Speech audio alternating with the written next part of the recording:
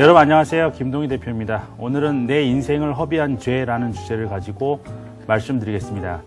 영화 빠삐용을 보면 살인죄 누명을 쓰고 억울하게 악마섬에 끌려온 주인공이 꿈속에서 판사에게 억울함을 항변하는 장면이 나옵니다. 죄가 없음을 호소하는 주인공에게 판사는 다음과 같은 단호한 판결을 내립니다. 내 인생을 허비한 죄. 투자자들이 호황죄에 일희일비하는 장세가 반복되고 있습니다. 불확실한 내일을 점치면서 하루하루 인생을 허비하고 있는 것이죠. 내가 헛되이 보낸 오늘은 어제 죽은 이가 그토록 그리던 내일이다 라는 말이 있습니다.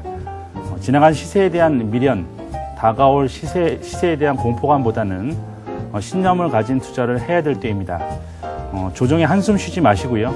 내일을 위해 시장을 이기는 종목 중심으로 포트폴리오를 재편하시기 바랍니다.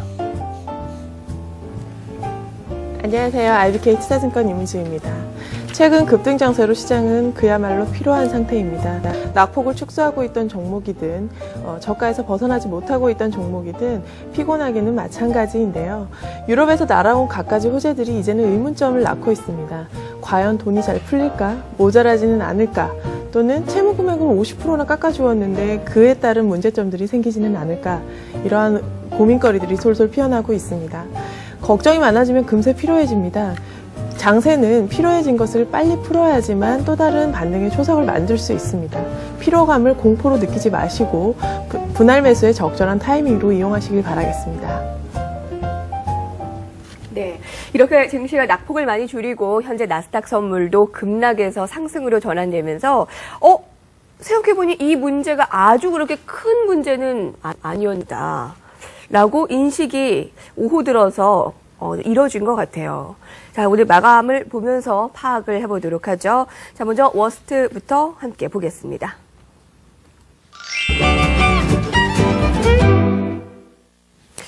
네, 오늘 1960까지도 좀 내려갔다가 낙폭을 좀 줄이는 것인데, 자, 여하튼 그리스는 굉장히 머리를 좀 잘 쓴 걸까요? 그리스가 무너지면 유럽의 연쇄적인 파산이 우려되는 상황인데, 그리스는 이를 참 10분 잘 활용을 하고 있는 것 같다. 뭐 이런 거를 많은 기사에서는 꼼수다, 그리스의 꼼수다라는 얘기를 하더라고요. 자, 김동희 대표님께서 먼저 판단을 해주실까요? 뭐 꼼수는 꼼수로 끝나는 거고요. 어차피 네. 이 시장 자체가 제가 계속 강조를 드렸지만 그리스가 디폴트가 되는 그러한 상황까지 이미 반영이 된 부분입니다. 그렇기 때문에 지난번과 같은 급락은 나오기 굉장히 어려운 부분이고요. 지금 시장의 움직임은 뭐 여러 가지 이벤트들이 줄줄이 대기하고 있고, 지난번에도 계속해서 강조드렸지만 이 유럽발 악재라는 부분들은 단기간에 해결될 수 있는 그러한 부분들이 아니죠.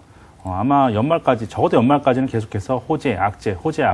또 오늘 밤에 무슨 또 호재가 나올 수 있는 상황인지 우리는 모르지 않습니까? 오늘 밤에 또 국민투표 안 하겠다라고 하면 그만이고요. 그렇기 때문에 그러한 부분들이 우리가 불확실한 부분들에 지금 그 부분에 기대서 투자하면 안 된다라는 좀 말씀을 드리겠고요. 중요한 거는 계속해서 호재, 악재 이렇게 나오다 보면 증시는 내성을 갖는다는 겁니다. 그러니까 예. 악재가 소멸됐기 때문에 주가가 올라가는 게 아니라 이렇게 내성이 길러진 다음에는 근심의 벽을 타고 점차적으로 올라가게 돼 있는 거죠. 이미 최악의 상황은 증시를 반영했기 때문에.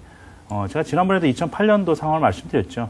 서프라임 모기지 문제가 완전히 해결되면서 2008년, 2009년도, 2010년도 1000포인트를 붕괴된 시점에서 2200포인트까지 올라온 게 아니죠.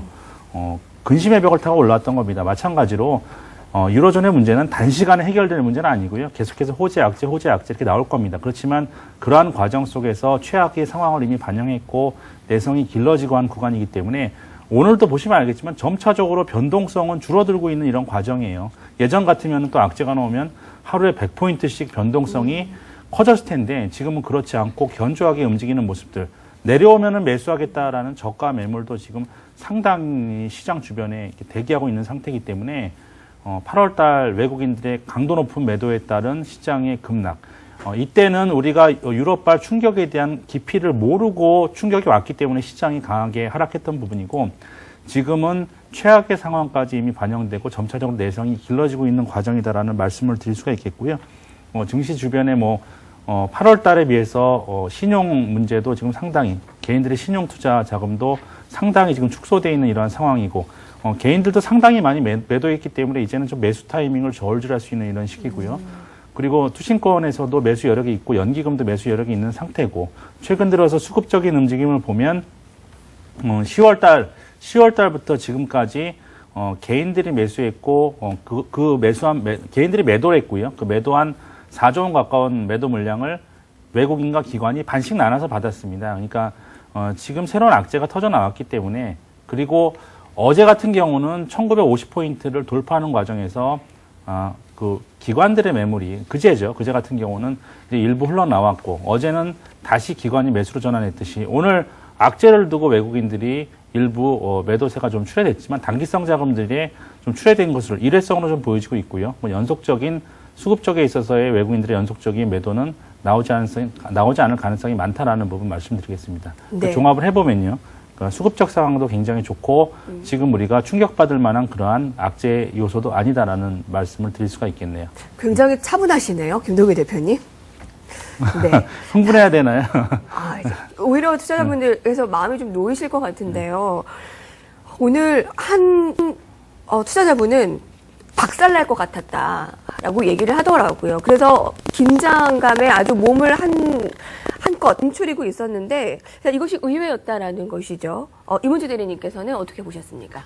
네, 오늘 사실 그리스 투표의 문제가 단편적으로 우리가 말을 하기는 참 어렵습니다. 네. 그렇지만은 뭐 G20을 앞두고 배수진을 쳤다라는 내용의 해석도 충분히 가능한 상태이고요. 뭐 이 투표가 통과되려면 사실은 세 가지가 해결이 돼야 됩니다. 첫째는 지금 현재 국가재정의 문제를 투표에 붙이고 있지 않기 때문에 헌법 개정이 필요하고요. 이런 헌법을 개정을 하기 위해서는 의원들의 과반수 찬성이 필요합니다. 그런데 지금 그리스의 경우에는 이러한 투표에 반대를 하는 그 상황이 발생을 하면서 300석의 의원들이 대부분 탈퇴를 하고 지금 152석만이 남아있는 상황입니다. 따라서 이들의 반대 여론을 생각을 했을 때는 과반수 찬성은 상당히 어려울 수 있다. 그리고 마지막으로 투표가 실시가 된다고 하더라도 국민들의 40% 이상의 투표율이 있어야지 실효성을 가질 수가 있습니다. 따라서 이러한 것들이 그 실효성을 거두기 위해서는 상당히 많은 제반 조건이 필요하고 시기도 많이 필요합니다. 시일도 많이 필요합니다. 따라서 그 G20을 앞두고 그리스가 조금이라도 유리한 고지를 만들기 위해서 정책적인 방안이었다라는 해석도 가능하고요. 그렇다면 증시의 부담은 상당히 덜어질 수 있는 상황입니다. 따라서 11월 한 달간은 사실은 제 개인적인 생각으로는 10월 한 달간의 그 급등했던 장사에 비교했을 때는 상당히 변동성이 커지지 않을까라는 생각이 들고요. 앞서 나왔던 호재들에 대한 의구심들이 속속들이 나오면서 11월 한 달간은 변동성을 좀 키우는 장사가 되지 않을까라는 생각을 하고 있습니다. 그렇지만 랠리를 즐기시라는 말씀은 충분히 드리고 싶습니다. 네. 그리스 국민 투표가 이번 하락, 이제 오늘 글로벌 증시의 급락의 원인이잖아요. 왜 그러냐 하면 이 그리스 국민들에게 구제 금융을 원하느냐라는 질문에 60%가량이 우리는 원하지 않는다. 자, 이렇게 되면 디폴트에 대한 우려감이 있었던 것이고, 근데 좀 아이러니한 게 그러면 유로존 탈퇴를 원하느냐라는 질문에 70%가 원하지 않습니다라고 얘기를 한다. 따라서 이번 국민투표가 만약에 실행이 된다 하더라도 거의 실행될 가능성이 없다고 합니다. 근데 실행되더라도 아주 부정적이지는 않은 것이다라고 얘기를 하는데요. 자, 그래도 좀 불확실성이 남아있습니다. 오늘 밤에 이 독일과 프랑스, 그리스 총리가 만나고 또 내일 모레는 G20 정상회담이고 증시는 불확실성을 제일 싫어하잖아요. 아직도 남은 이벤트들이 너무나 많은데 우리가 그렇게 쉽게 마음을 놓을 수가 있습니까? 아까 제가 쉽게 마음을 놓으라는 말씀은 한 번도 드린 적이 없고요. 네. 그러니까 연말까지는 호재 악재가 계속해서 반복이 될 것이다라는 말씀을 드렸죠. 그렇기 때문에 다가올 상황에 대해서 우리가 무리한 예측을 하게 되면 전혀 투자를 할 수가 없습니다. 나는 불확실한 이런 부분들이 싫다라는 분들은 아예 투자를 하지 마시고요. 주식 투자라는 것 자체는 굉장히 리스크가 있는 상품입니다. 우리가 일반적으로 안전자산의 최우측에 있는 부분들을 채권이라든지 금이라든지 아니면은 현금 이렇게 얘기할 수 있겠습니다만 위험자산의 가장 끝에 있는 부분들이 바로 중에 하나가 주식 투자이기 때문에 리스크를 감수하면서 할 수밖에 없는 상황입니다. 여기서 최선호의 상황과 최악의 상황을 지금 가정하고 지금 투자라는 것은 다 무리가 있다라는 부분들이에요. 하나는 그리스가 디폴트되고 뭐 유로존이 해체되고 이런 부분을 가정하고 지금 투자라는 것도 굉장히 어리석은 것이고 또 한 가지는 지금 내가 갖고 있는 종목 만약에 시장이 지금 반등할 때 전혀 오르지 못했던 종목이라면 이러한 종목군도 시장이 올라가면 올라가겠죠. 막연한 기대감 속에 투자하는 부분들은 이 양자는 제일 어리석은 부분들이라는 거죠. 그러니까 지금은 시장이 어떻게 전개가 될지는 누구도 알 수 없는 부분들입니다. 우리가 근데 확실하게 제가 말씀드릴 수 있는 부분은 뭐냐면 네. 증시라는 것은 제가 재미난 표현을 쓰자면 우리가 흔히 속담에 자라보고 놀란 것은 소뚜껑 보고 놀란다고 그랬는데 증시는 소뚜껑에 두 번 놀라지 않는다는 거예요. 한번 크게 충격을 받은 부분에 있어서는 그 다음에는 점차적으로 충격이 완화돼가는 그러한 흐름을 즉 내성을 길러가는 단계에 접어들었다는 거지 지금 증시가 여기서부터 환호 지르면서 오르는 부분들을 우리가 절대로 기대할 수가 없겠죠. 네. 중요한 거는 이러한 향후의 전망은 급락이나 급등 모두로 배제한 일정 정도의 변동성 구간이 전개가 될 텐데 이 안에서 우리는 어떠한 종목군에 투자를 하느냐라는 부분들이 우리가 중점을 둬야 되는 부분인지 지금은 절대로 시장의 급등락 부분을 예측하면서 투자해야 될 구간은 아니라는 부분이죠. 네. 자, 지금부터는 시청자분들의 의견을 듣겠습니다. 저희 게시판과 또 전화 상담, 또 채팅창을 통해서 저에게 많은 질문이 들어왔습니다. 자, 이틀 동안 출연해서 저희가 한 가지를 골랐거든요. 바로 화면으로 만나보시죠.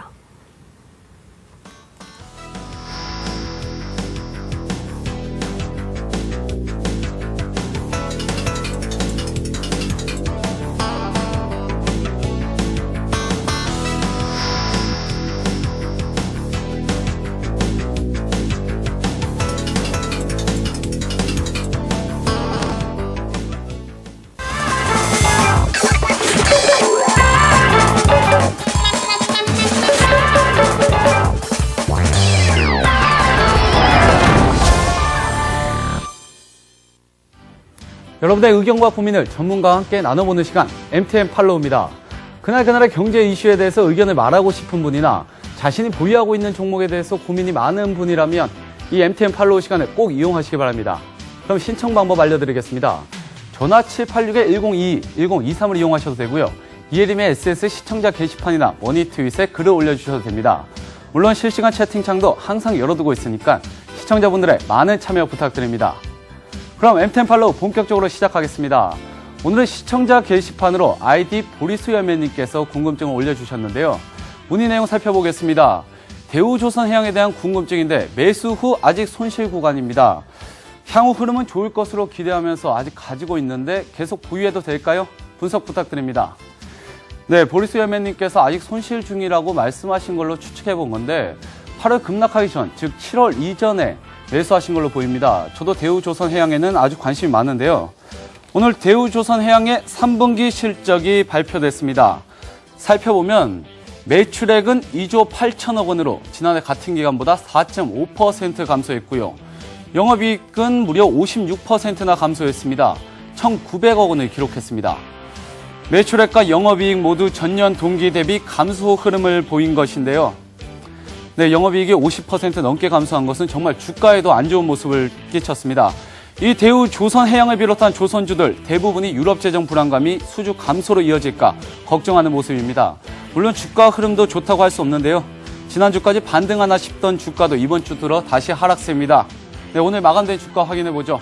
현대미포조선이 1.24%, 그나마 낮은 하락률을 기록했고요. 삼성중공업, 현대중공업 3에서 4%대 하락돼 보였습니다. 대우조선해양은 4.7% 하락하면서 26,250원에 마감됐습니다. 네, 이 조선업체들에게 선박을 발주하는 선주사들이 대부분 유럽에 있기 때문에 향후 조선주 주가는 유럽 재정 위기가 해결되냐 안 되냐에 따라서 결정될 것으로 보입니다. 경기 민감주인 조선주의 투자 전략 어떻게 세워야 할지 SS 전문가님께 들어보시죠.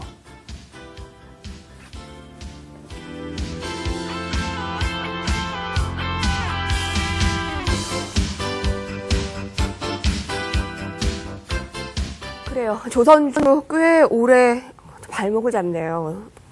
매수가가 얼마인지 또 나왔으면 좋았을 텐데 여하튼 손실 구간입니다. 오늘도 5%가량 하락했는데 실적 굉장히 잘 못 나왔고요. 거기다가 되살아난 유럽 불시 발목을 잡고 또 수주에 대한 모멘텀까지 없기 때문에 지금 불안감이 굉장히 증폭이 됐을 것 같아요. 좀 해결을 해주실까요? 네, 조선주의 경우에는 경기에 상당히 민감한 모습을 보이고 있습니다. 그 금융위기에도 상당히 민감하기 때문에 그 수주에 따라서 2009년도 그러니까 글로벌 위기가 있고 난 이후에도 수주 그 감소로 인해서 상당히 어려운 시절을 겪었던 업종입니다. 따라서 지금 현재도 그런 공포들이 그 팽배해 있는 상황이고요. 어제도 글로벌 그 해양 드릴십 같은 경우에는 업체들의 5% 이상이 수익률이 하락을 했고요. 1년 수익률 자체가 마이너스로 돌아서지 않느냐라는 그 의심들이 나오고 있습니다. 이렇게 글로벌리한 업황들이 나쁜 상황에서는 사실 국내 업체들도 피해가기는 사실 어렵습니다. 내년의 경우에도 그 유럽발 위기의 강도에 따라서 사실 상당히 달라지기는 하겠지만 실적 감익에 대한 논의가 가장 뜨거운 감자로 오르내리고 있습니다. 조선주의 경우에는요. 따라서 종목을 가지고 계신다면 목표하는 상단치를 조금 낮추실 필요가 있으실 것 같고요. 그리고 지금 현재는 만약에 지금 매수가를 알려주시지 않으셨기 때문에 저희가 뭐 간단하게 말씀을 드리기는 좀 어렵지만 손절의 부분은 사실 많이 지났다고 보신다면 가지고 계시는 입장에서도 목표하는 수익률 자체는 조금 낮추셔야 하지 않을까라는 생각을 가지고 있습니다. 김노기 대표님께서는요? 저는 제가 만약에 연기금의 입장이라면요. 네. 뭐 조선주 지금 살 수 있다고 생각합니다. 그렇지만 만약에, 우리 시청자분들과 같은 개인 투자자들의 한정된 투자의 자금을 갖고 운영하시는 분의 입장이라면 저 같으면 안 사겠습니다.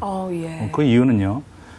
지금 경기의 전망에 따라서 속수무책으로 당할 수밖에 없는 종목군들은, 지금 개인 투자자들은 투자를 배제하셔야 된다고 저는 생각합니다.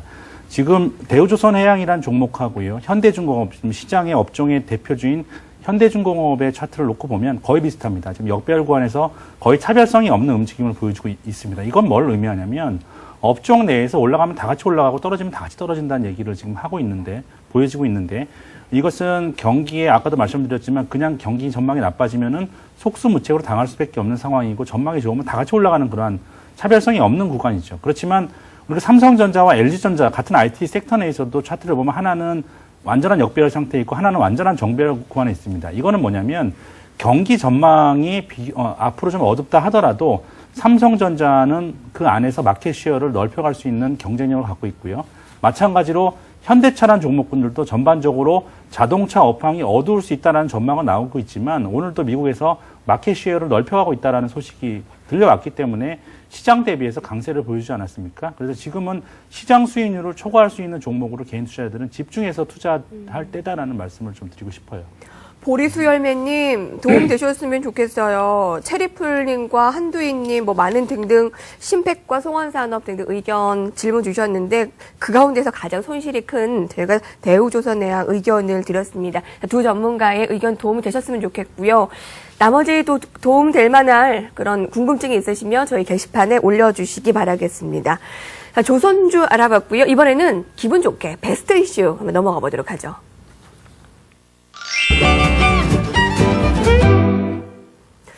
김노기 대표님께서는 지금 개인들은 한정된 현금 안에서 시장 초과 수익률을 얻을 수 있는 종목에 집중하자라고 얘기를 해주셨는데 그 가운데 자동차가 그럴 수 있을지 모르겠나요? 자동차 물론 업종도 좋지만요. 저는 그 안에서 계속해서 현대차, IT주 자체를 제가 강조드린 게 아니고 삼성전자 그리고 자동차 안에서 현대차를 말씀드렸죠.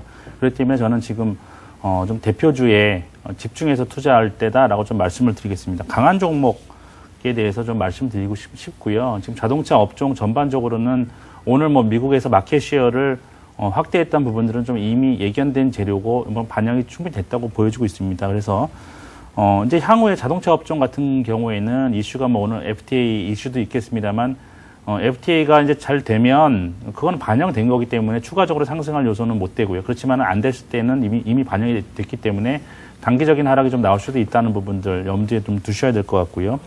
그리고 또 하나 이제 염두에 두고 대응하셔야 될 부분들은 뭐냐면 그동안 일본의 업체들이 이제 지진 때문에 정상적인 생산에 많은 차질을 빚다가 최근 들어서 이제 그 정상적인 생산 궤도로 접어들고 있는 상황에서 과연 이들의 마켓 시어가 얼마만큼 증가되는지 여부를 보시면서 자동차 업종은 대응하시면 될 것 같습니다. 이문주 대리님께서는요? 네, 자동차의 경우에는 지속적으로 제가 말씀을 드렸던 것 같은데요. 사실 자동차는 지금 그 투자자분들께서는 상당히 올랐던 상황이었기 때문에 얼마만큼이 빠져야지만 이게 저가에서 매수할 수 있느냐라는 것에 대한 그 민감도가 상당히 떨어져 있는 것 같습니다. 그렇지만은 그 호실적이 업종에 비해서 호실적이 상당히 나온 상황이고 그 전일 자동차주가 지수가 체감적으로 하락하는 상황에서도 올려줬던 것이 지수를 받쳐줬던 것이 이러한 이유였던 것 같습니다. 그리고 중요한 것은 또 기아차가 오늘 중국의 제3공장 건설을 발표를 했는데요. 그 2014년 하반기 그 증설 목표입니다. 30만 대 증설이고요. 73만 대 생산 능력이 확충이 됩니다. 이 말인즉슨 기아차의 경우에는 수요 호정과 그리고 캐파 증설을 통해서 공급 자체를 적절히 조절을 할 수 있는 능력을 가지게 되었다는 뜻이고요. 이러한 실적은 사실 최근에 자동차의 경우에는 자문사나 수급적인 측면 때문에 어려운 적도 있었습니다. 그렇지만 주가에 가장 큰 영향을 미치는 것은 실적이기 때문에 충분히 관심을 가지고 보셔야 될 업종 중에 하나이지 않나라고 판단이 됩니다. 기업 내에서 중국 공장 증설, 미국 내 판매 증가 계속 좋은 얘기들 많이 들려오고 있는데 거기다가 오늘 한미 FTA 비준안을 전격 상정해 처리 절차에 착수했다라는 소식 아마 오늘 9시 뉴스의 헤드라인으로 볼 수 있을 텐데 근데 문제는 아직 해결에는 또 난관이 있을 것 같아요. 오늘 회의장 밖에서 주먹 다짐이 또 국회의원 사이에서 있었다라고 하는데 안 보고 좀 잘 해결이 됐으면 좀 좋겠네요. 자, 지금부터는 저희가 전망 쪽으로 좀 추진을 해보도록 할 텐데요. 오늘 밤에 좀 주요한 이벤트를 앞두고 많은 전문가들의 의견을 들어보겠습니다.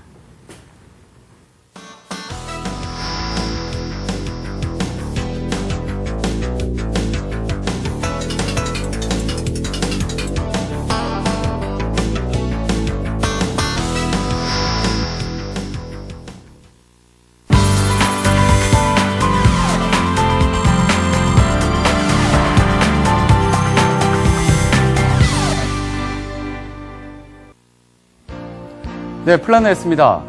장 초반 힘들게 출발했지만 시간이 지나면서 급락을 많이 축소한 모습입니다. 글로벌 증시에 비해서는 많이 견조한 모습을 보여준 하루인데요. 과연 오늘 오후의 반등이 내일 상승장으로 이어질 수 있을지 SS패널들의 국내 증시 전망 지금부터 확인하시죠. 네, 오늘은 두 분이 함께 하셨습니다. 우리투자증권 강남 WMC의 정재훈 대리와 동양중금증권 가산디지털지점의 최민규 과장입니다. 먼저 첫 번째 전망부터 확인하시죠. 우리투자증권의 정재훈 대리는 지수 상승을 예상했습니다. 예상 밴드는 1900에서 1910포인트입니다. 투자 플랜을 살펴보면 오늘 장이 연기금이 공격적인 매수세를 보이면서 시장 방어에 성공한 모습이라고 판단했고요. 그리스발 악재는 정치적인 이슈이기 때문에 1900선 밑에서는 우량주 위주의 매수 전략이 여전히 유효하다는 의견입니다. 정재훈 대리의 관심 업종 볼까요? 화학주에 대해서는 긍정적으로 봤고요. 반면 조선주와 금융주에 대해서는 부정적으로 내다봤습니다. 네, 다음은 동양중금증권 가산디지털지점 최민규 과장의 전망입니다. 지수 상승을 예상했고요. 예상 밴드는 1890에서 1915포인트로 잡았습니다. 2차 구제금융에 대한 그리스의 국민투표로 인한 증시 하락은 마무리되고 반등이 나타날 것으로 예상했는데요. 그리고 변동성이 크지 않은 눈치 보기 장세가 이어질 것으로 내다봤습니다. IT주에 관심 가져야 한다는 의견도 주셨는데요. 대형주는 삼성전자를, 부품주는 삼성의 스마트폰과 태블릿 PC 관련주를 주목해야 한다고 언급하셨습니다. 최민규 과장의 관심 종목은 어제 신규 상장된 테라세미콘입니다. 아몰레드 장비 관련주로 삼성 모바일 디스플레이의 부품을 독점 공급 중인 기업인데요. 경쟁사와 비교했을 때 밸류에이션이 낮은 수준이라며 목표가 3만 원을 제시해 주셨습니다. 벌일 업종은 조선주로 선정했습니다. 네, 지금까지 SS 패널들의 내일장 전망 알아봤습니다. 그럼 출연자분들의 전망도 계속해서 들어보시죠. 아까 MTN 팔로우에서 대우조선해양 저희 질문 받았잖아요. 2명의 전문가가 버려야 할 업종으로 조선을 중복해서 얘기를 했네요. 자, 관심 가질 종목으로는 한 명은 화학, 한 명은 AMOLED 관련주, 그리고 내일 증시 업 2명 다 얘기했습니다. 자, 그럼 김동희 대표님의 전망을 들어보죠.